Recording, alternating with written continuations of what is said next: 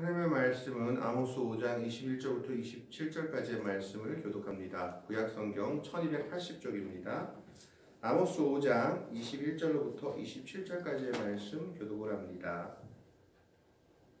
아모스 5장 21절에서 27절 말씀입니다.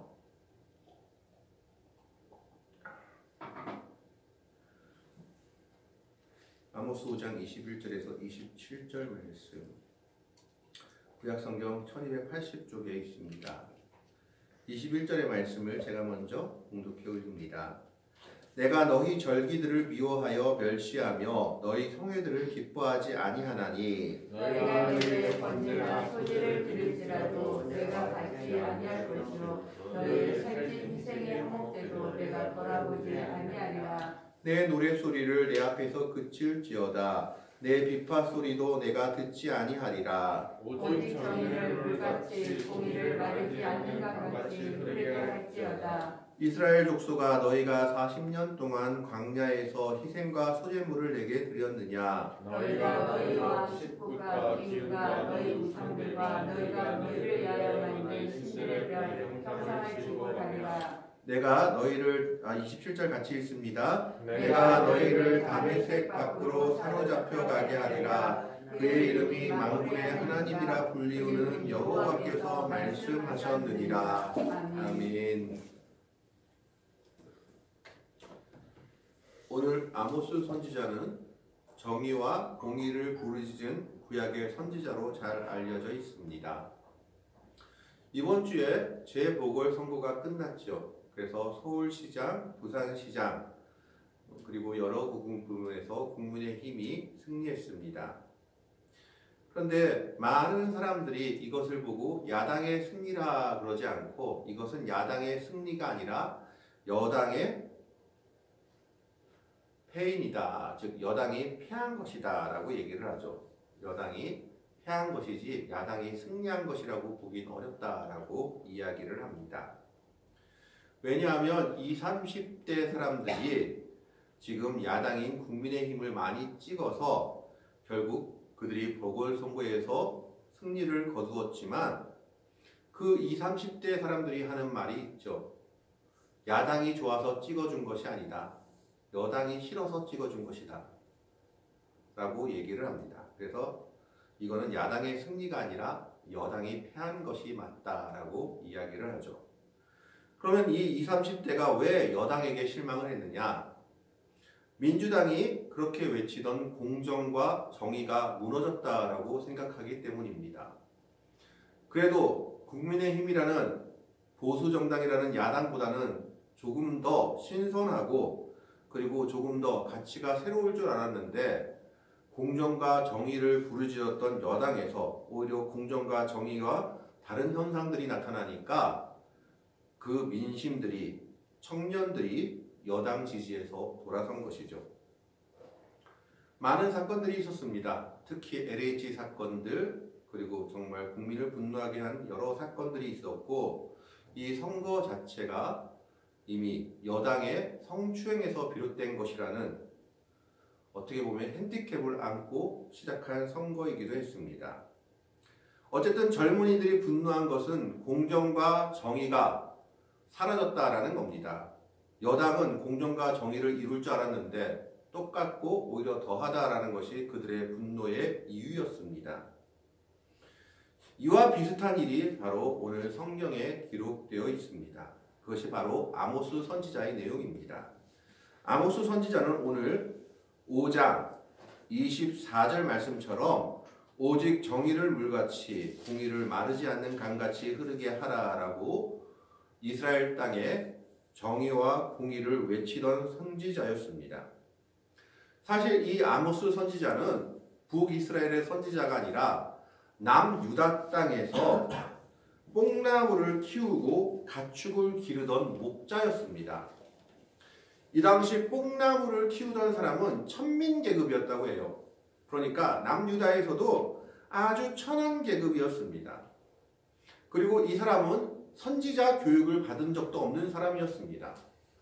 드고아의 목자라고 자신을 소개하고 있는데 드고아는 예루살렘에서 16km 떨어진 지방이라고 합니다. 약간 촌동네였던 것 같아요. 이 총동네에서 정말 신학 교육도 받지 않고 지금으로 말하면 신학교 수업 받지 않은 사람입니다. 선지자 훈련을 한 번도 받지 않았던 그런 사람이 아모스였습니다.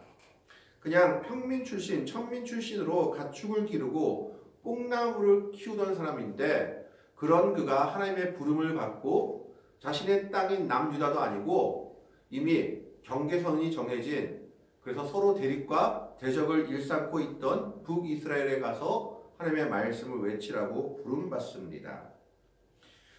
그 선지자가 바로 오늘 본문에 나오는 아모스 선지자죠. 이 아모스 선지자와 동시대에 활동한 선지자를 고르라면 호세아 선지자를 들 수 있습니다. 부정한 아내 고멜을 다시 데려온 선지자 호세아를 들 수 있는데 이 호세아는 하나님의 사랑에 대해서 외쳤던 선지자라고 한다면 아모스 선지자는 하나님의 정의에 대해서 하나님의 심판에 대해서 외쳤던 선지자라고 할 수 있습니다. 그런데 놀라운 것은 이 당시 북이스라엘이든지 남유다든지 경제적으로 외교적으로 그리고 사회적으로 가장 번영한 시기였다라는 겁니다. 북이스라엘은 이 당시 여로보암 2세가 다스리던 시대였습니다. 그리고 남유다는 우시아가 다스리던 시대였습니다. 북이스라엘의 여로보암 2세 때는 얼마나 나라가 발전했는지 다윗과 솔로몬의 영화가 다시 살아난 시대다라고 평가할 정도로 대단히 국토도 확장되고 그리고 나라의 국력도 확장되고 나라도 잘 살던 시기였다라는 겁니다. 왜 그러냐 하면 이 당시 북이스라엘하고 이렇게 항상 전쟁을 벌였던 아람이 아수르와의 전쟁에서 패한 후에 감히 북이스라엘을 다시 침공할 기회를 노리지 못하고 아수르는 아직 북이스라엘까지 마술을 뻗쳐오지 않았던 시기였기 때문에 외세의 침략 위협이 완전히 사라진 시기가 북이스라엘의 여로보암 2세 시기였습니다. 그러니까 적의 침입을 걱정할 필요가 없으니까 안으로 방비만 잘하면 됐고 지금으로 말하면 경제만 잘 돌리면 되던 시대였습니다. 그래서 여로보암 2세 때는 빼앗긴 땅들을 되찾고 그 영토가 다윗과 솔로몬 시대 때 가장 광활했던 영토를 거의 근접하게 찾았던 시대가 북이스라엘의 여로보암 2세 시대였습니다. 이와 마찬가지로 남유다의 우시아 왕 때 남유다도 가장 부강한 시대를 보내고 있었죠. 그래서 남유다도 가장 잘 사는 시대였습니다. 오죽하면 이사야 선지자가 남유다의 우시아 왕이 죽으니까 이 나라가 어찌 될고 걱정하면서 하나님의 성전에 들어가 기도하다가 하나님의 천사를 만난 것이 기록되어 있습니다. 그것이 이사야 6장이죠. 우시아 왕이 죽던 해에 그러니까 왜 우시아 왕이 죽던 해에 성전에 들어가서 기도했을까요? 그만큼 나라가 걱정됐던 것입니다. 정말 잘 다스렸던 우시아 왕, 남유다를 거의 40년 동안이나 다스렸던 우시아 왕, 그래서 유다를 잘 살게 했던 우시아 왕이 죽으니까 이사야 선지자는 그 나라의 미래가 걱정됐던 것입니다. 그래서 성전에 들어가서 기도하다가 바로 천사들을 만난 것이죠. 그래서 북이스라엘이든지 남유다든지 가장 잘 살던 시대가 아모스 선지자가 활동하던 시대입니다. 그런데 문제가 있었습니다. 그게 무슨 문제입니까? 가장 잘 살던 시대였지만 빈부의 격차는 가장 심한 시대였습니다. 역사적으로 나라가 잘 살게 되면 모든 백성들이 잘 살게 되는 것 같지만 그게 아니다라는 겁니다. 잘 사는 사람만 더 잘 살고 못 사는 사람은 계속 못 살았습니다. 경제적인 불이, 부정, 부자들의 탐욕이 심각한 시대였습니다. 그래서 가난한 자들이 압제당하는 그런 상황에서 하나님의 공의를 선포하도록 부름받았죠. 하나님의 율법에 따르면 고아와 가부와 가난한 자를 돌보라고 했는데 그런 것이 전혀 없이 자기들만 잘 사는 시대가 바로 아모스 선지자의 시대였다라는 것입니다. 뿐만 아니라 이 시대의 경제적 번영은 빈부격차뿐만 아니라 무엇도 가져왔느냐 하면 사회 정의가 무너지고 사회악이 나타나기 시작했는데 아모스 2장 6절에 보면 돈만 주면 의인이라도 어떻게든지 모함해서 팔아먹는 시대였습니다. 뇌물을 받고 불의한 재판을 진행하거나 죄 없는 자를 노예로 팔아넘겼습니다. 돈이 최고인 시대였던 겁니다. 신 한켤레에도 가난한 자의 인권을 유린하며 많이 가지고 있으면서도 가난한 자를 착취하여 아모스 2장 7절에 뭐라고 되어 있냐면 머리에 있는 티끌을 밟았다라고 되어 있지만 킹 제임스 성경에는 가난한 자의 머리에 있는 티끌까지 탐냈다라고 기록되어 있습니다. 가난한 자가 조금이라도 갖고 있으면 부자는 그것을 조금이라도 용납하지 못하고 빼앗으려고 했던 시대였다라는 겁니다. 뿐만 아니라 도덕적으로 문제가 많았던 시대였습니다. 아모스 2장 7절에 의하면 겸손한 자를 학대하고 아버지와 아들이 한 여자와 관계를 맺었다라고 기록되어 있습니다. 그러니까 아모스가 선지자로 부름받았을 당시에는 경제 정의가 무너져서 빈부의 격차가 컸고 사법 정의가 무너지고 도덕 윤리가 사라져 사람들의 행위는 곱비 없는 말처럼 원리나 규범이 없었던 시대였습니다. 그것만 있으면 다행이었지만 거기에 더해서 무엇이 활발하게 성행하고 있었냐 하면 우상 숭배가 활발하게 성행하고 있었습니다. 이방신들의 영향을 받아 하나님을 섬기는 일에서 벗어나 우상을 섬기고 우상을 섬겨야지만 잘 산다고 해서 우상을 섬기는 음란의 문화까지 들어와 정말 어지러운 시대였습니다. 사는 건 너무나 잘 살았지만 하나님의 법은 그 어디에도 볼 수 없었던 시대가 바로 아모스 선지자의 시대였다라는 겁니다. 그런 시대를 배경으로 해서 오늘 5장 21절부터 27절까지 말씀하고 있는 겁니다. 21절 말씀을 한번 보겠습니다. 21절 말씀을 한번 보겠습니다. 같이 읽어봅시다. 시작. 내가 너희 절기들을 미워하여 멸시하며 너희 성회들을 기뻐하지 아니하나니. 하나님이 유대인들이 드리는 절기를 미워한다라고 얘기하죠.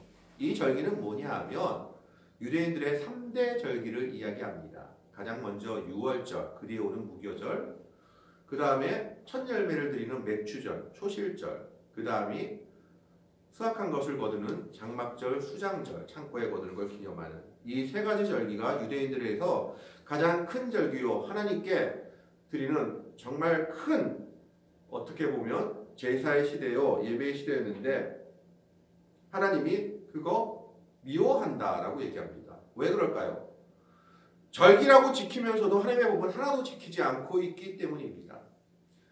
외형적으로 신앙적인 형식만 갖췄지 정말 신앙의 모습이 하나도 없기 때문에 그 절기를 지키는 건 내가 미워한다라고 얘기합니다. 그 뒤에 보면 너희 성회들을 기뻐하지 않는다라고 얘기하고 있습니다. 여기서 말하는 성회는 절기 마지막에 일어나는 성회입니다. 예를 들면 6월절 뒤에 무교절 7일째 되는 해에는 마지막 그 날에는 모든 백성들이 안식일과 같은 개념으로 성회를 모입니다. 지금으로 말하면 부흥회 같은 종교 집회를 연 거죠. 그런데 하나님이 그거 싫어한다라고 얘기합니다. 그렇게 거창하게 종교 집회를 열어놓고 사는 건 개판이었던 겁니다. 하나님의 말씀은 하나도 지키지 않았던 거죠. 각 절기마다 마지막 날에는 성회를 펼쳤는데 그 성회 열지 말라는 겁니다. 내가 안 받겠다. 절기 지키는 것도 안 받겠다. 왜 그렇습니까? 하나님께 예배드린다고 하면서 하나님을 위하는 삶, 하나님의 말씀대로 사는 삶이 하나도 없었기 때문입니다. 두 번째는 뭐를 안 받겠다고 합니까? 22절의 말씀을 봅니다. 너희가 내게, 22절 한번 보겠습니다. 너희가 내게 번제나 소제를 드릴지라도 내가 받지 아니할 것이요. 번제는 온전히 태워서 드리는 제사요. 소제는 그 위에 곡식을 얹어서 드리는 곡식으로 드리는 제사가 소제입니다. 그리고 너희의 살찐 희생의 화목제도 내가 돌아보지 아니하리라. 살찐 희생, 화목제, 좋은 것으로 화목제 드렸다는 것이죠. 화목제는 서로 나누면서 드리는 제사입니다. 고기를 나눠 먹는 거죠. 가족끼리, 이웃끼리. 나눔의 제사였습니다. 그런데 한마디로 말하자면, 지금으로 얘기하자면 너희가 드리는 헌금 하나도 받지 아니할 거다라고 얘기하는 겁니다.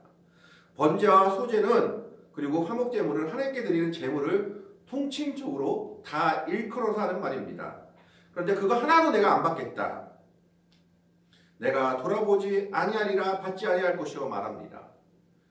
저들이 지금 자기가 잘 사니까 하나님 이게 감사합니다 하고 제물을 잘 드리는데 하나님의 말씀대로 사는 모습이 없었다라는 겁니다. 그 재물이 가난한 자를 착취하고 압제해서 드린 그 돈으로 드린 예물이었기 때문에 하나님은 받을 수가 없다라고 이야기하고 있는 겁니다. 뿐만 아니라 뭐까지 받지 않는다 합니까? 23절의 말씀을 보겠습니다. 내 노래소리를 내 앞에서 그칠지어다. 내 비파 소리도 내가 듣지 아니하리라. 한마디로 이야기하자면 찬양받지 않겠다고 얘기하는 겁니다. 이 당시 성가대가 있었죠. 그리고 제사 드릴 때 찬양 드리는 사람들이 있었습니다. 그 성가대의 찬양 그리고 심지어 악기 소리까지 내가 안 받겠다.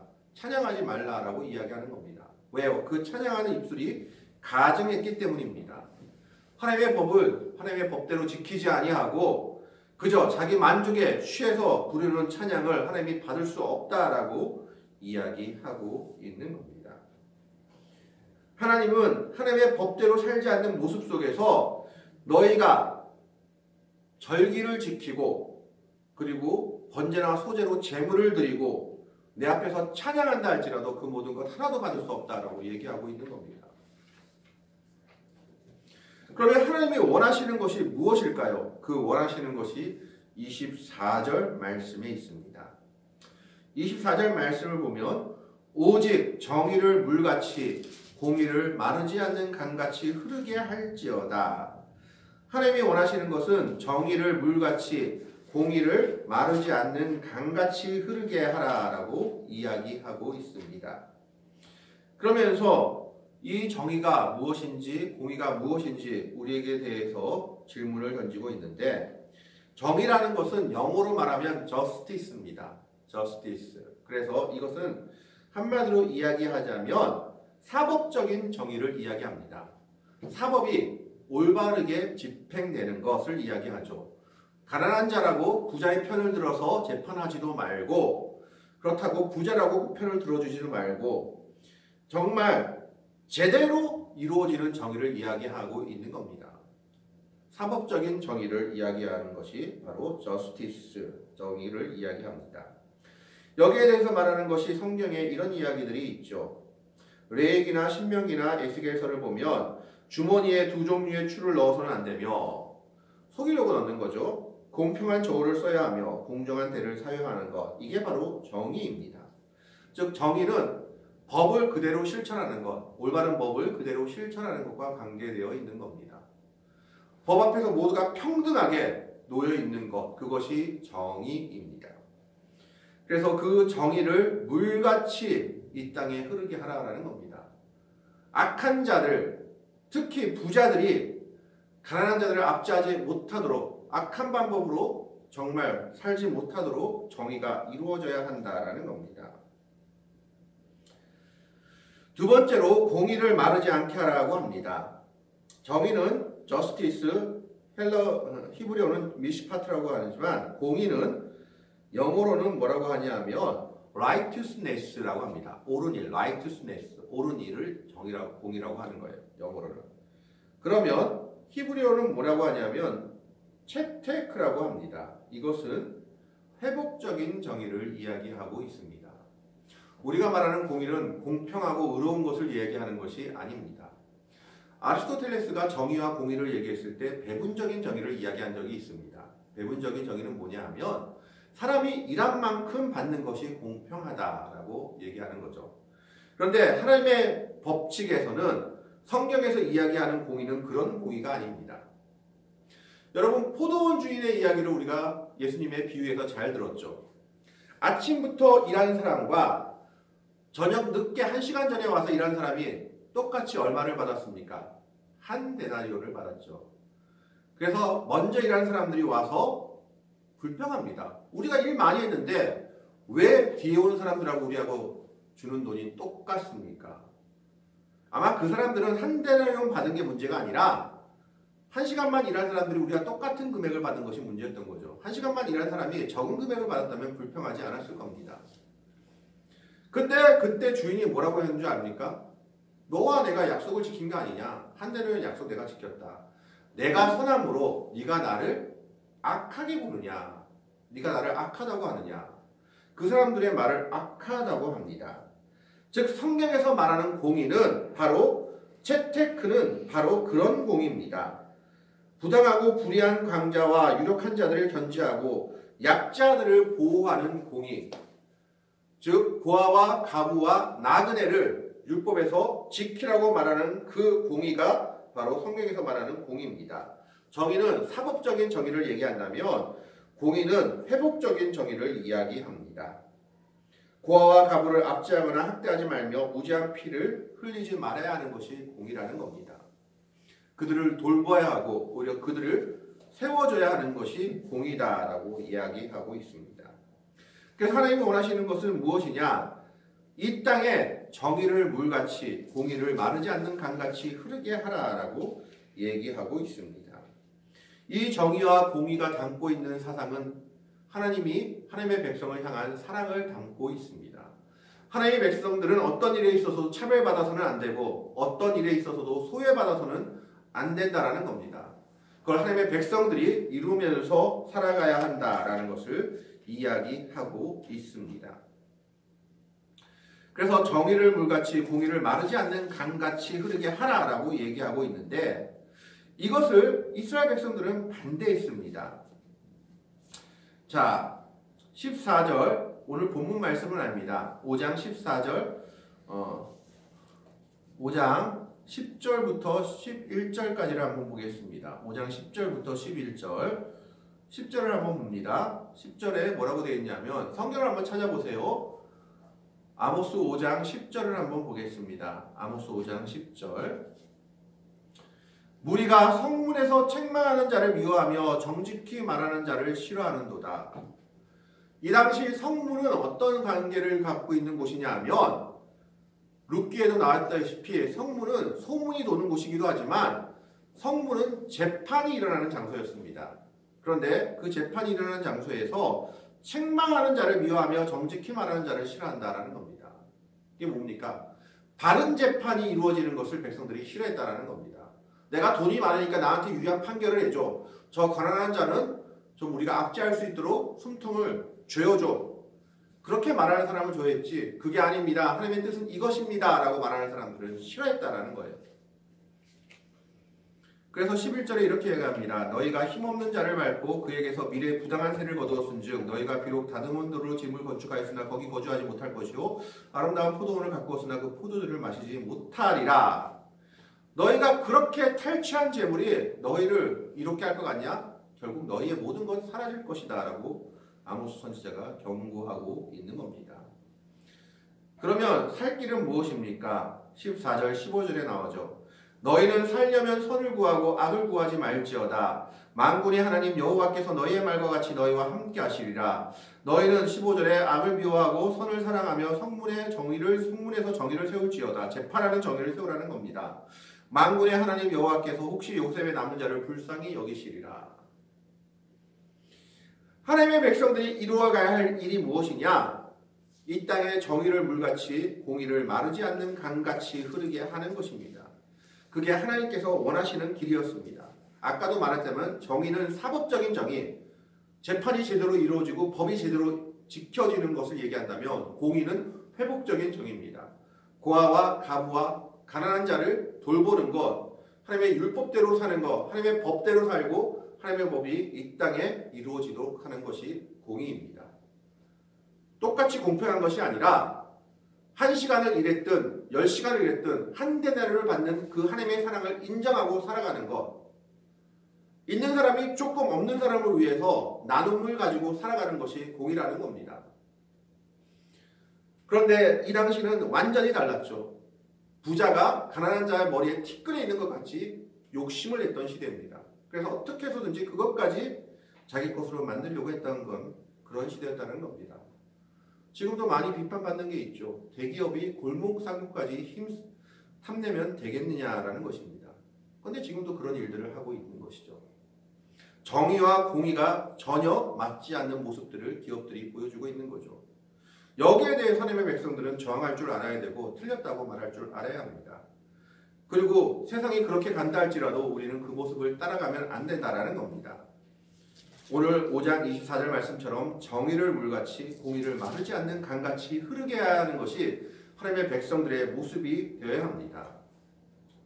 근데 여기서 재미있는 것은요. 24절에 뭐라고 얘기합니까? 정의를 물같이 공의를 마르지 않는 강같이 흐르게 하라라고 얘기합니다. 폭포처럼 폭우처럼 이루어지게 하라라고 얘기하지 않죠. 물과 마르지 않는 강은 천천히 흘러갑니다. 언제 강이 흘러가서 언제 바다에 이루어졌는지도 모르게 천천히 흘러가는 것이 물과 강의 모습이죠. 지금 나 하나의 모습이 정말 어리석은 것 같고 아무 힘도 안 되는 것 같은 모습이라 할지라도 하나님의 백성 한 사람이 정의와 공의를 이루는 삶을 산다면 그것이 물이 되고 강이 되어 언젠가는 이 땅이 정의와 공의가 이루어지는 세상이 될 것이다라고 아모스 선지자는 외치고 있는 겁니다. 아모스라는 이름의 뜻은 짐을 진 자, 특별히 무거운 짐을 진 자라는 뜻을 가지고 있다고 합니다. 아모스 선지자는 배운 게 없는 사람입니다. 정말 천한 사람이었죠. 뽕을 치는 목자요, 그리고 가축을 기르는, 그리고 신학 수업은 전혀 받지 않은 무시받는 사람이었지만 그가 하나님의 백성으로 또 하나님의 선지자로 부름을 받아 자기의 땅도 아닌 북이스라엘에 가서 가장 잘 살고 있는 북이스라엘 백성들에게 하나님의 심판을 외쳤던 겁니다. 왜 외쳤습니까? 그 이유는 한 가지죠. 하나님의 정의와 공의가 그 땅에 전혀 이루어지지 않고 있기 때문이었습니다. 잘 사는 사람은 더 잘 살고 못 사는 사람은 더 못 살고 빈부의 격차는 날이 갈수록 심해지고 고아와 가부와 나그네는 돌보는 삶은 온데간데 없고 오히려 잘 사는 사람들이 가난한 사람들의 머리에 티끌까지 뺏어 먹으려고 하는 그런 모습에 분노했던 것입니다. 오늘 이 시대도 마찬가지입니다. 풍요한 시대가 됐다고 하지만 세상 역사가 무엇을 가리키고 있냐면 풍요하면 풍요해질수록 빈부격차가 더 심해진다는 겁니다. 있는 사람들이 나누려 하지 않고 가난한 자들 것까지 더 빼앗으려 하는 세상이 세상의 법칙입니다. 그러나 하나님의 백성들은 그 법칙을 무시하고 살아야 합니다. 하나님의 백성들은 오늘 아모스 선지자가 외친 것처럼 정의와 공의를 이루는 삶을 살아야 합니다. 정의는 사법적인 정의요, 공의는 회복적인 정의입니다.